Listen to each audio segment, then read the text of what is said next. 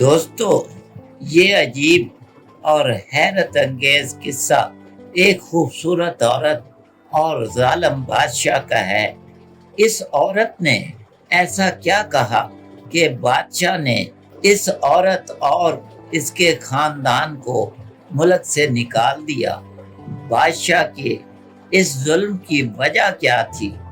آخر اس عورت کا قصور کیا تھا؟ لاش کھانے والا چور کون تھا؟ یہ سب تو آپ کو کہانی دیکھ کر ہی پتا چلے گا۔ تو آئیے چلتے ہیں اس دلچسپ داستان کی طرف۔ کسی شہر میں ایک تاجر رہتا تھا۔ اس کا ایک بیٹا تھا جس کی 4 بیویاں تھیں۔ ان میں سے 3 تو انتہا درجے کی بے وقوف اور پھوڑ تھیں، لیکن سب سے چھوٹی بیوی جہاں خوبصورتی اور جوانی میں سب سے آگے تھی، وہاں وہ عقل مند اور سلیقہ شعار بھی تھی۔ کرنا خدا کا ایسا ہوا کہ وہاں کا بادشاہ کسی وجہ سے اس تاجر سے ناراض ہو گیا اور اس نے وزیر کو بلا کر حکم دیا، اس تاجر کو اس کے خاندان سمیت آج ہی ملک بدر کر دیا جائے۔ بادشاہ بڑا سخت مزاج اور ضدی طبیعت کا مالک تھا، اس لیے وزیر بھی اس کے حکم پر عمل کرانے پر مجبور تھا۔ اس نے سر جھکا کر عرض کیا، جو حضور کا حکم ایسا ہی کیا جائے گا۔ اس پر بادشاہ نے مزید کہا، اور اس تاجر کو یہ بھی بتا دیا جائے کہ اگر وہ پھر کبھی اس ملک میں واپس آیا تو اسے قتل کرا دیا جائے گا۔ وزیر نے پھر سر جھکا کر کہا، حضور کی مرضی کے مطابق ہوگا۔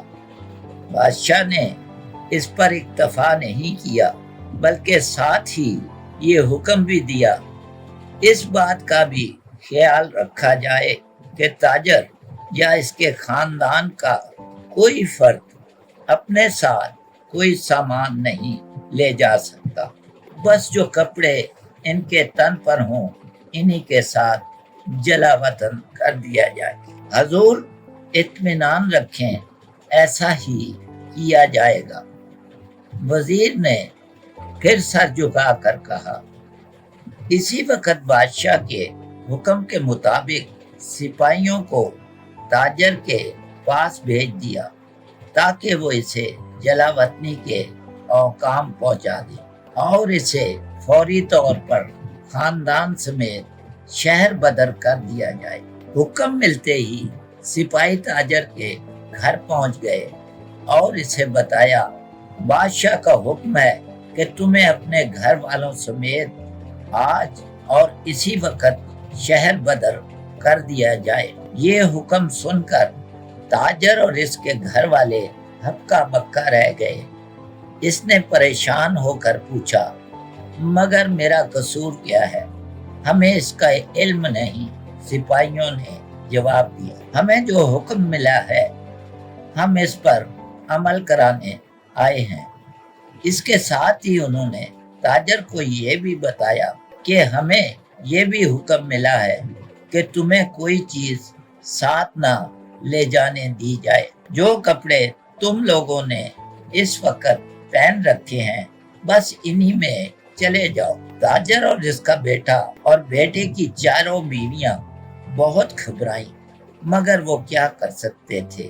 بادشاہ کو حکم ماننے سے انکار کرتے تو سب کی جان جاتی تھی۔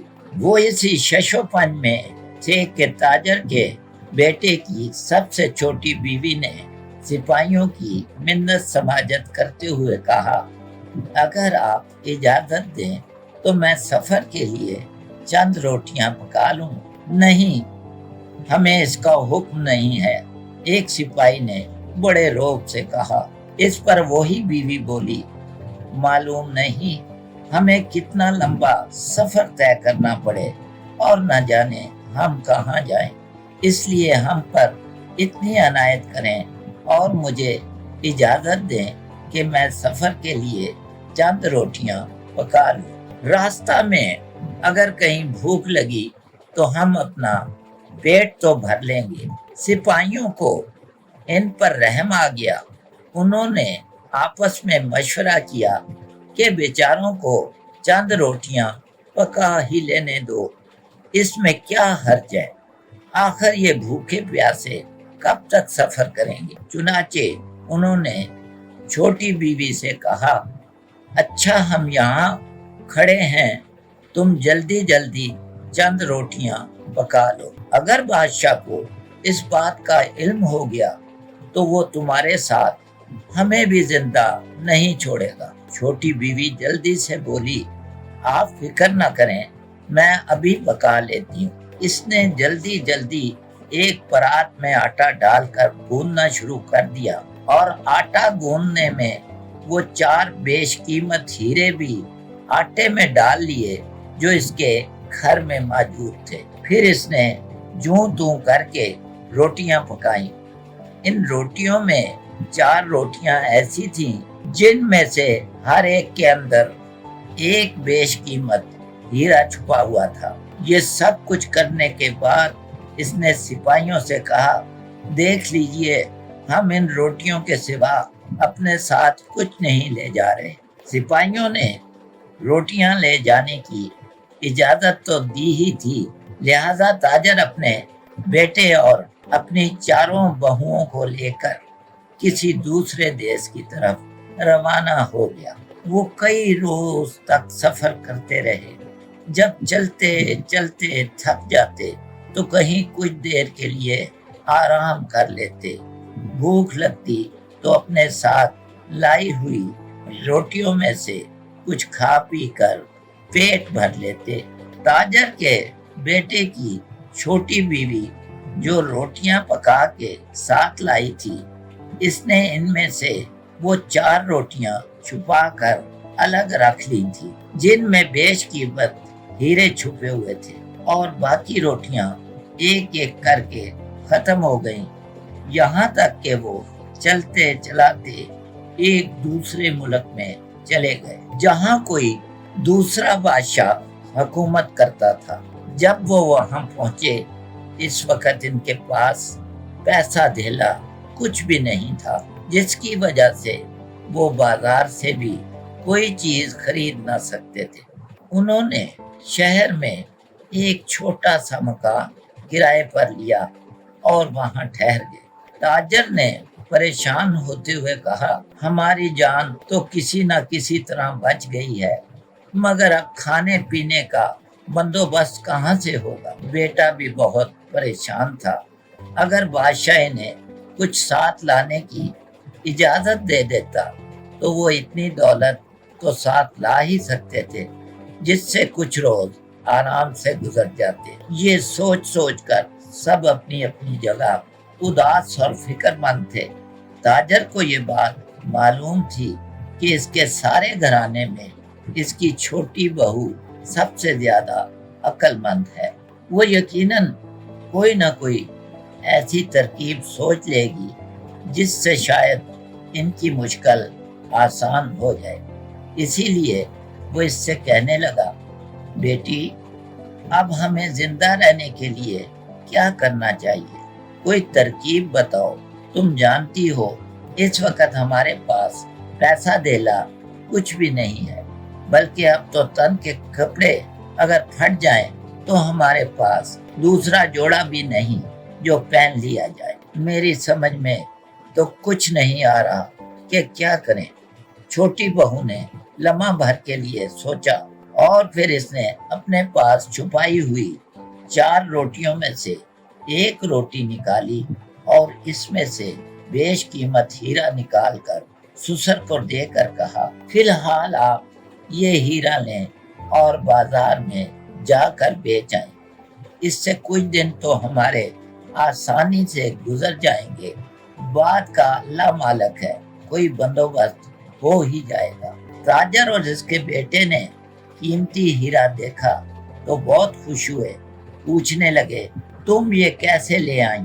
जवाब में जब इसने इन्हें बताया कि इस तरह मैंने आटा गूंदते वक्त ये आटे में मिला दिया था और फिर پیڑے میں رکھ کر اس طرح موٹی روٹی پکا لی کہ یہ نظر نہ آ سکے۔ اس کی یہ بات سن کر انہیں اب بھی یہ پتا چلا کہ اس نے چلتے وقت روٹیاں پکانے پر اس قدر اصرار کیوں کیا تھا، ورنہ وہ تو اب تک یہی سمجھے ہوئے تھے کہ اس نے صرف راستے کی بھوک کے خیال سے روٹیاں پکانے کی اجازت مانگی تھی۔ اب تو وہ واقعی اس کی ذہانت کے قائل ہو گئے تھے۔ تاجر نے اپنی چھوٹی بہو سے وہ ہیرا لیا اور اسے بیچنے کے لیے بازار کی طرف چل دیا۔ وہ راستہ بھر دل ہی دل میں اپنی بہو کی تعریف کرتا جا رہا تھا۔ اس نے انہیں ایک بڑی مشکل سے نجات دلا دی۔ بازار میں چلتے چلتے اس نے ایک جوہری کی دکان دیکھی تو وہاں جا کر کہنے لگا، میں اس شہر میں اجنبی ہوں، میرے پاس ایک قیمتی ہیرا ہے جسے میں بیچنا چاہتا ہوں۔ جوہری نے ایک نظر اس کا جائزہ لیتے ہوئے کہا، کون سا ہیرا ہے، مجھے دکھاؤ، اگر مجھے پسند آ گیا تو میں ضرور خرید لوں گا۔ اور جب تاجر نے جیب میں سے ہیرا نکال کر اسے دیکھ کر جوہری کے منہ میں پانی بھر آیا، کیونکہ یہ ہیرا بہت نایاب اور قیمتی تھا۔ اس نے اس بات کا تہیہ کر لیا کہ چاہے کچھ بھی ہو اس سے یہ ہیرا حاصل کر لینا چاہیے۔ وہ جوہری حقیقت میں جوہری نہیں تھا بلکہ ایک بہت بڑا ڈاکو تھا، اور اس نے یہ دکان صرف اپنے اوپر پردہ ڈالنے کے لیے کی ہوئی تھی۔ اب جو اس نے دیکھا کہ مال خود ہی چل کر اس کے پاس آ گیا ہے تو وہ اپنے دل میں اسے ہتھیانے کے منصوبے بنانے لگا۔ ہاں، میں اسے ضرور خرید لوں گا، اس نے تاجر سے کہا، اور پھر اپنے ایک نوکر کو مخاطب کر کے بولا، جاؤ اندر سے روپوں کی ٹوکری بھر کر لاؤ تاکہ میں اس شخص کو ہیرے کی قیمت ادا کر سکوں۔ جب نوکر روپے لینے کے لیے دکان کے اندر چلا گیا تو جوہری تاجر کی طرف متوجہ ہوا۔ اس نے دکان میں ایک طرف رکھی ہوئی کرسی کی طرف اشارہ کرتے ہوئے کہا، آئیے اتنی دیر آپ کرسی پر تشریف رکھیے۔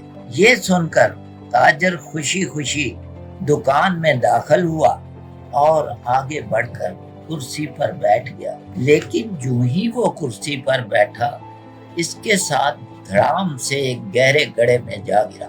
دراصل وہ کرسی تاجر نے بنائی ہی اس لیے تھی، وہ کچے دھاگوں سے بنی ہوئی تھی اور اس کے اوپر ایک سفید کپڑا بچھا ہوا تھا تاکہ کسی کو شبہ نہ ہو سکے۔ اسی کرسی کے عین نیچے ایک بہت بڑا گڑھا کھدا ہوا تھا تاکہ بیٹھنے والا اچانک اس میں جا گرے، اور یہی کچھ اس تاجر کے ساتھ ہوا۔ وہ ابھی کرسی پر بیٹھا ہی تھا کہ دوسرے ہی لمحے اس نے دیکھا وہ ایک گہرے گڑھے میں گرا ہوا تھا۔ جوہری نے جلدی سے آگے بڑھ کر اس گڑھے پر ایک بڑا سا پتھر رکھ دیا۔ اس طرح اس نے بڑی آسانی سے بغیر کسی قیمت ادا کیے وہ بیش قیمت ہیرا حاصل کر لیا۔ دوسری طرف جب تاجر واپس گھر نہ پہنچا تو اس کے گھر والے بہت پریشان ہوئے۔ انہوں نے سوچا ہو سکتا ہے ہیرا بیچنے یا بھاؤ تاؤ کرنے میں دیر ہو گئی ہو، لیکن جب شام ہو گئی وہ لوٹ کر نہ آیا تو ان کی پریشانی اور بھی بڑھ گئی۔ اسی انتظار میں رات بھی گزر گئی اور پھر دوسرا دن آ گیا، مگر تاجر کا اب تک کہیں پتہ نہ تھا۔ جب وہ اس کے انتظار سے مایوس ہو گئے تو چھوٹی بیوی نے اپنے پاس چھپائی ہوئی باقی 3 روٹیوں میں سے ایک روٹی نکالی اور اس میں سے دوسرا ہیرا نکال کر اپنے شوہر کو دیتے ہوئے بولی، جاؤ اور باپ کو کہیں تلاش کرو۔ پھر اس نے اسے سمجھاتے ہوئے کہا، یہ ہیرا اپنے پاس رکھو، اگر تمہیں باپ مل جائے تو اس کے پاس जो हीरा है इसे बेचकर खाने पीने का सामान और कपड़े वगैरह खरीद लाना, और अगर वो ना मिल सके तो फिर ये हीरा बेचकर घर के लिए सामान खरीद लाना। अच्छा, जैसे तुमने कहा है मैं वैसा ही करूंगा। ताजर के बेटे ने बीवी से हीरा लिया और अपने बाप की तलाश में चल दिया। वो बहुत देर तक शहर के मुख्तलिफ बाजारों और गलियों में घूमता रहा कि शायद कहीं इसका बाप मिल जाए, लेकिन इस कदर तलाश के बावजूद इसके बाप का कहीं पता ना चला। अजनबी शहर था, वो किसी से इस सिलसिले में पूछ गिछ भी नहीं कर सकता था। भला इसे इसके बाप को वहां कौन जानता था जो वो किसी से इसके बारे में दरियाफ्त करता। खुद ही इधर उधर घूम कर ढूंढता रहा, मगर जब वो किसी तौर पर ना मिल सका तो इसने दिल में सोचा, इस तरह तो मैं हफ्तों घूमता फिरूं तो जब भी बाप का मिलना मुश्किल है। घर में तमाम लोग मेरे इंतजार में बैठे होंगे, क्यों ना दूसरा हीरा फरोख्त करके घर के लिए सामान खरीद लूं जो मैं खुद लाया हूं।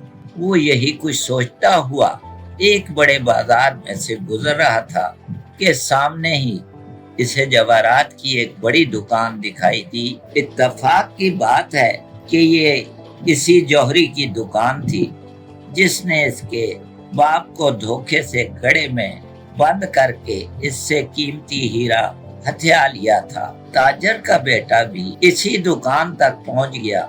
इसने जौहरी से कहा, मैं इस शहर में अजनबी हूँ, मेरे पास एक कीमती हीरा है, मैं इसे फरोख्त करना चाहता हूँ। जौहरी ने इसे ताड़ते हुए जवाब दिया, कौन सा हीरा है, मुझे दिखाओ, शायद मैं खरीद सकूं। ताजर के बेटे ने जेब से हीरा निकालकर जौहरी के हाथ पर रख दिया और हीरा देखते ही जौहरी समझ गया कि हो ना हो ये भी इस पहले आदमी से तल्लक रखता है। उसने जल्दी से अपने एक मुलाजिम से कहा, जाओ अंदर से रुपयों की एक टोकरी भर कर लाओ ताकि मैं इस हीरे की कीमत अदा कर सकूं। इसने ताजर के बेटे की तरफ मुतवज्जा होते हुए कहा, अंदर आइए, आप इतनी देर इस कुर्सी पर बैठे, नौकर अभी रुपए लेकर आता है। ताजर का बेटा भी अपने बाप की तरह जौहरी की चाल से बेखबर था। वो आगे बढ़ा और अभी कुर्सी पर बैठा ही था कि इसके साथ ही नीचे एक गहरे गड्ढे में जा गिरा। ये कुर्सी भी इसी तरह कच्चे धागे से बनी हुई थी जिस पर सफेद कपड़ा पड़ा हुआ था और इसके नीचे एक गड्ढा खुदा हुआ था। ताजर के बेटे को इस बात का अंदाजा ना हो सकता था कि इस पर बैठने से वो टूट जाएगी। चुनाचे अब वो भी अपने बाप की तरह एक दूसरे गड्ढे में बंद था जिस पर जौहरी ने एक बड़ा सा पत्थर रखकर इसे ऊपर से बंद कर दिया था। इसी तरह जौहरी के हाथ एक और बेशकीमत हीरा मुफ्त में आ गया। दूसरी तरफ जब इसकी चारों बीवियों ने देखा कि ससुर गया तो वापस नहीं आया और अब शौहर इसे तलाश करने गया तो वो भी वापस नहीं लौटा, तो वो बहुत परेशान हुई। अजनबी शहर, ना कोई वाकफ, ना पैसा। बहुत सोच विचार के बाद सबसे छोटी बीवी ने अपने हाथ की उंगली से एक कीमती अंगूठी निकाली जो इत्तेफाक से इसके साथ आ गई थी। इसने अपनी सौतनों से कहा, तुम यहाँ बैठो, मैं इसे बेचकर कुछ खरीद कर लाती हूँ, बाद में इन्हें तलाश करेंगे। वो घर से निकलकर घूमती घुमाती इसी बाजार में इसी जौहरी की दुकान पर पहुंच गई। वहां पहुंचकर इसने जौहरी से कहा, मैं इस शहर में अजनबी हूँ और मेरे पास अभी वो इतना ही कह पाई थी कि आगे से जौहरी ने इसकी बात काट कर जल्दी से बोला کیا تم بھی ہیرا بیچنا چاہتی ہو؟ ہیرا؟ کون سا ہیرا؟ وہ چونک پڑی۔ اس نے سوچا اس کو کیسے معلوم ہے کہ میرے پاس ہیرا بھی ہے؟ یقیناً اس میں کوئی راز ہے۔ اس کے دل نے گواہی دی کہ ہو نہ ہو اس جوری کو میرے خامند اور سسر کے بارے میں سب کچھ معلوم ہے۔ وہ یہ سوچتی ہوئی وہاں سے چلی گئی۔ اس نے کسی اور دکان پر اپنی قیمتی انگوٹھی فروخت کی، گھر کے لیے کھانے پینے کا سامان اور کچھ کپڑے خریدے۔ اس کے ساتھ ہی اپنے لیے ایک سپاہی کی مردانہ وردی بھی خرید لی اور گھر چلی آئی۔ دوسرے روز صبح ہی صبح تیار ہو کر اس نے مردانہ وردی پہنی۔ ایک تو وہ جوان تھی، دوسرے چہرے کے خد و خال بھی اچھے تھے، لہذا جب اس نے مردانہ وردی پہنی تو وہ واقعی ایک وجیہہ نوجوان دکھائی دے رہی تھی۔ اس نے اپنی سوتنوں سے کہا، تم تینوں گھر پر رہو، میں شوہر اور سسر کو تلاش کرنے جاتی ہوں۔ وہ گھر سے رخصت ہو کر سیدھی بادشاہ کے دربار میں پہنچ گئی۔ اس وقت وہ عورت کی بجائے ایک خوبصورت نوجوان کے روپ میں تھی اور اسے کوئی پہچان نہ سکتا تھا۔ بادشاہ نے ایک اجنبی سپاہی کو اپنے دربار میں دیکھا تو دریافت کیا، اے نوجوان، تم کون ہو اور کیا چاہتے ہو؟ اس نے عاجزی سے مردانہ آواز بنا کر عرض کیا، حضور والا، میں ایک اجنبی ہوں، اپنے ملک میں ایک سپاہی تھا، اب چاہتا ہوں کہ حضور کے نمک خواروں میں شامل ہو کر کوئی خدمت انجام دوں۔ بادشاہ اس کی حسن و جوانی سے بہت متاثر ہوا ہے۔ اس نے خوش ہو کر وزیر سے کہا، اس نوجوان کو آج ہی کسی خدمت پر مامور کر دیا جائے۔ بادشاہ کے حکم کے مطابق اسے اسی دن ملازم رکھ لیا گیا اور اب وہ ایک سپاہی تھی۔ اسی روز شہر سے باہر ایک شخص کو کسی جرم میں پھانسی دی گئی تھی اور رات کو اس کی لاش پر پہرا دینے کے لیے اس سے منتخب کیا گیا تھا۔ تلوار اور تیر کمان لیے وہ ویرانے میں لاش پر پہرا دے رہی تھی کہ اچانک رات کو اسے ایسی آواز سنائی دی جیسے کوئی شیر دھاڑتا ہو۔ وہ چوکنا ہو کر کھڑی ہو گئی اور انتظار کرنے لگی کہ دیکھوں کیا مصیبت آتی ہے۔ دراصل وہاں سے قریب ہی ایک جنگل تھا جس میں ایک خوفناک جن رہتا تھا۔ وہ اکثر رات کے وقت شہر میں آتا، کوئی نہ کوئی آدمی اٹھا کر لے جاتا اور اسے کھا جاتا۔ ایسا ایک عرصہ سے ہو رہا تھا اور سارا شہر اس سے خوف زدہ تھا۔ بادشاہ نے اسے قتل کرنے کے لیے بہت جتن کیے تھے، لیکن آج تک جن کو کوئی ختم نہ کر سکا تھا۔ چنانچہ آج بھی جن دور سے شیر کی طرح داڑتا ہوا آ رہا تھا۔ اس نے دیکھا کہ جہاں ایک شخص کو پھانسی دی گئی تھی وہاں ایک نوجوان پہرا دے رہا۔ یہ دیکھ کر اس نے جلدی سے ایک عورت کا روپ دھار لیا، پھر وہ آہستہ آہستہ اس کے قریب آیا اور بڑی مظلوم آواز میں بولا، بیٹا، میں ایک دکھیا عورت، تم اگر میری مدد کرو تو میں تمہارے احسان عمر بھر نہ بھولوں گی۔ سپاہی نے پوچھا، کہو میں تمہاری کیا مدد کر سکتا ہوں؟ جواب میں عورت نے روتے ہوئے کہا، بادشاہ نے میرے شوہر کو پھانسی دے دی ہے اور میں چاہتی ہوں کہ ایک بار اس کی شکل دیکھ لوں، تم مجھے اس کی اجازت دے دو۔ سپاہی نے جواب دیا، جاؤ، وہ تمہارے شوہر کی لاش لٹک رہی ہے، جلدی سے جا کر دیکھ لو، جلدی کرو ورنہ کوئی دیکھ لے گا۔ مگر عورت بولی، بیٹا، پھانسی کا تخت بہت اونچا ہے، میں اس تک کیسے پہنچ سکتی ہوں؟ یہ سن کر سپاہی آگے بڑھا اور اس عورت سے کہا، اچھا آؤ، تم میرے کاندھے پر سوار ہو جاؤ اور اوپر ہو کر اپنے خامن کا چہرہ دیکھ لو۔ اس نے عورت کو کندھوں پر اٹھا لیا، پھانسی کے تختے کے پاس لے گئی، جہاں پھانسی پانے والے شخص کی لاش لٹک رہی تھی۔ بڑھیا کو اٹھا کر لاش کے قریب کیا۔ بڑھیا نے لاش کو کھانا شروع کر دیا۔ یہ دیکھ کر سپاہی سمجھ گیا کہ یہ عورت کے بھیس میں کوئی جن ہے۔ اس نے جلدی سے عورت کو زمین پر پھینکا اور بجلی کی تیزی سے میان سے تلوار نکال کر اس کا سر تن سے جدا کر دیا، مگر جن اپنے جادو کے زور سے آنن فانن غائب ہو گیا۔ وہاں نہ اس کا سر تھا اور نہ دھڑ، البتہ جاتے ہوئے اس کے پاؤں کی ایک پازیب وہیں گر پڑی تھی۔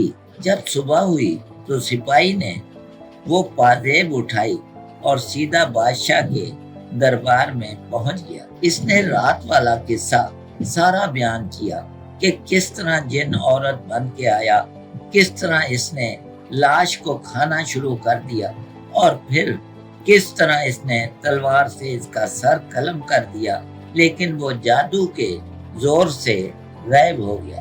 اس کے بعد سپاہی بولا، اس کے ثبوت میں اس کی یہ پازیب حضور کے سامنے پیش ہے۔ بادشاہ اور اس کے درباری سپاہی کی بہادری پر بہت خوش ہوئے۔ بادشاہ نے دیکھا تو اس پازیب پر نہایت بیش قیمت جواہرات جڑے ہوئے تھے۔ اس نے خوش ہو کر سپاہی سے کہا، اے نوجوان، ہم تمہاری بہادری سے بہت خوش ہوئے۔ پھر اس نے سپاہی کی طرف تحسین آمیز نظروں سے دیکھا اور بولا، مانگو جو کچھ مانگتے ہو، ہم تمہاری ہر خواہش پوری کریں گے۔ سپاہی نے دستبردہ عرض کیا، حضور خدا کا دیا، آپ کا دیا، میرے پاس سب کچھ ہے۔ بادشاہ اصرار کرتے ہوئے کہنے لگا، ہم تمہیں انعام سے نوازنا چاہتے ہیں، اس لیے جو بھی تمہاری تمنا ہے کہو۔ سپاہی نے اس بار بھی وہی جواب دیا، حضور خدا کا دیا اور آپ کا دیا، میرے پاس سب کچھ ہے۔ اس بار بادشاہ نے بہت زیادہ اصرار کرتے ہوئے کہا، اے نوجوان، یہ تیسری اور آخری بار ہے، مانگو جو تم چاہتے ہو۔ اس بار سپاہی نے عرض کیا، اگر حضور کو کچھ دینا ہی ہے تو مجھے شہر کا سب سے بڑا بازار بخش دیں اور ساتھ ہی مجھے اس بات کا اختیار بھی دے دیں کہ وہاں جو لوگ اس وقت رہتے ہیں ان کی قسمت کا فیصلہ میرے ہاتھ میں ہو۔ میں انہیں چاہے سزا دوں، چاہے قتل کروں، خواہ جلا وطن کروں یا آزاد کروں، اس میں کوئی دخل نہ دیا جائے۔ بادشاہ کے لیے یہ کون سی بڑی بات تھی۔ اس نے اسی وقت وزیر کو حکم دیا کہ اسی وقت شہر کا بڑا بازار اس نوجوان کی ملکیت میں دے دیا جائے، اس سے آزادی ہوگی، یہ وہاں جو چاہے کرے۔ بادشاہ نے اسے مدد کے لیے چند سپاہی بھی دے دیے اور تاجر کی چھوٹی بیوی جو اس وقت ایک سپاہی کے روپ میں تھی، ان سپاہیوں کو لے کر سیدھی شہر کے بڑے بازار میں اسی جوہری کی دکان پر گئی اور اس سے پوچھا، بتاؤ تمہارے پاس جو 2 آدمی قیمتی ہیرے بیچنے آئے تھے وہ کہاں ہیں؟ جوہری نے بڑی چالاکی سے لا علمی ظاہر کرتے ہوئے کہا، حضور میرے پاس تو ایسا کوئی آدمی نہیں آیا۔ جواب میں اس نے ڈانٹ کر کہا، سچ سچ بتا دو ورنہ تمہیں اسی وقت قتل کر دیا جائے گا۔ جوہری ہاتھ جوڑ کر بولا، حضور کو یقین نہ ہو تو آپ خود دکان کی تلاشی لے سکتے ہیں، اس کی دکان کی تلاشی لی جائے۔ اس نے اپنے ساتھ آنے والے سپاہیوں سے کہا اور پھر تلاشی کے دوران انہوں نے کچے دھاگے سے بنی ہوئی کرسیاں ہٹا کر دیکھا تو ان کے نیچے ایک ایک کڑا تھا جس پر بھاری پتھر رکھے ہوئے تھے۔ جب پتھر ہٹائے گئے تو ان میں سے ایک میں تاجر اور دوسرے میں تاجر کا بیٹا مند تھا۔ وہ دونوں اس وقت بھوک اور پیاس سے ادموئے ہو چکے تھے۔ انہیں جلدی جلدی گڑھوں میں سے نکالا گیا اور جوہری کو اسی وقت گرفتار کر کے دربار میں پیش کر دیا گیا۔ پھر اس نے بادشاہ کو بتایا، حضور، اس خادم نے محض اس جوہری کو سزا دینے کے لیے اس بڑے بازار کا مطالبہ کیا تھا۔ یہ جوہری دراصل ایک ڈاکو ہے جس نے میرے سسر اور خامند کو دھوکے سے اپنے پاس قید کر لیا تھا اور ان سے 2 بیش قیمت ہیرے ہتھیا لیے تھے جو وہ بیچنے کے لیے اس کے پاس گئے تھے۔ بادشاہ اور اس کے تمام درباری بڑی حیرت سے یہ سب کچھ سن رہے تھے، اور اس وقت تو ان کے تعجب کی انتہا نہ رہی جب سپاہی نے زنانہ لباس کے اوپر پہنی ہوئی اپنی وردی اتار دی، اور پھر سب نے دیکھا کہ ان کے سامنے ایک سپاہی کی بجائے ایک حسین اور نوجوان عورت کھڑی تھی۔ حضور، اس کنیز نے اپنے خامند اور سسر کو رہائی دلانے کے لیے یہ سارا کھیل کھیلا تھا۔ بادشاہ حیران تھا کہ ایک عورت اور اس قدر بہادر، لیکن وہ اس کی دلیری سے خوش تھا۔ اس نے حکم دیا اس جوہری کو فوراً قتل کر دیا جائے۔ اس کے بعد وہ اپنے تخت سے اتر کر عورت کے پاس آیا اور اس کے سر پر ہاتھ رکھ کر بولا، آج سے تم ہماری بیٹی ہو۔ اس طرح تاجر کے بیٹے کی سب سے چھوٹی بیوی اپنی دانش مندی اور ذہانت سے بادشاہ کی بیٹی بن گئی۔ بادشاہ نے اس کو ایک الگ محل دے دیا جہاں وہ سب اپنی باقی زندگی آرام اور سکون کے ساتھ ہنسی خوشی گزارنے لگے۔